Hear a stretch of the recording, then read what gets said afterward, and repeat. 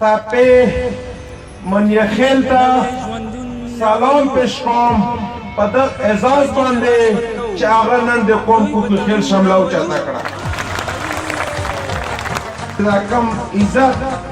نن منیخیل و قوم کوکو خیل ورکړو تا باندې رحیم عجیم بالخصوص شکریه ادا کوم و سلام مده پیش کوم بیا الحمدلله نن دا جلسه کې په دا قومي غونډه کې زموږ سره هغه تکړه عزیزان زورخیل عزیزان هم شریک شوي دي زه خپل قوم ته په دا بله اتفاق باندې مبارکي ورکوم دا زموږ د قوم مضبوطوالی دی ډېر ډېر مبارک شه الحمدلله چې اول اواز د طرفه نه اوچت شو چې په قبایلي علاقه کې زه بوټ بیټ نه منم فایده یې وزیرستان نه دی باجوړه پر ټولو قبایلو ته ورسېدله وای آرمي چیف ته برباسې ته مخامخ دا خبره وکړه چې زه د پاکستان تکمیل نه منم د 1947 ځکه چې په دنیا کې یو ملک نشته چې په کوم ملک کې هر یوه قوم کس ته خپل حق پوره نه میلاویږي هغه بدقسمته ملک د موږ پاکستان دی چې موږ قبایلو نه یې پوره حق نه دی راکړی چې کوم د وجې نه موږ قبایلو وروسته پاتې شو او موږ قبایلو بچو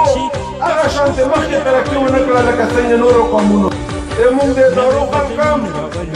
و د هر مکتبه فکر نمایندګي پکې موجوده وه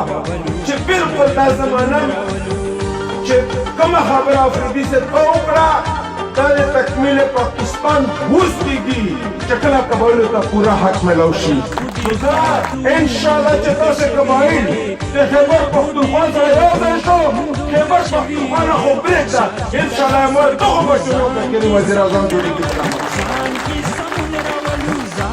ما په استغفار باندې خبره کړې ده ما په وزارت خارجه کې خبره کړې ده په بله ورځ باندې مې آرمي چیف ته د افغانستان خبره کړې ده چې کومه پورې موږ د افغانستان سره هغه تعلقات نه وي بحال شوي چې کوم تعلقات موږ ته کارونه ونکونو نه پاتې شوي دي نه په افغانستان کې امن راتلی شي نه په پاکستان کې امن راتلی شي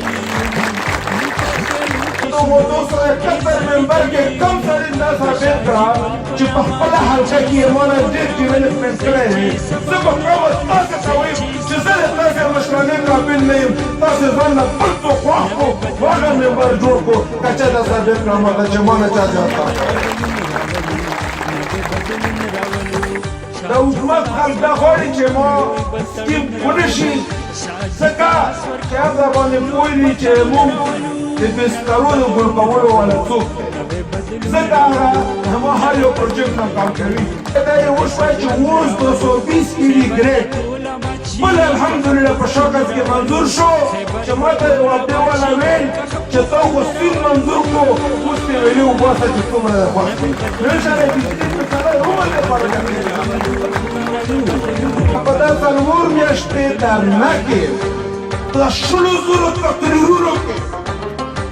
یو تقریر ما ته چا وښیلو چې د پي ټي آی کارکون په دا درنه کې یا عمران خان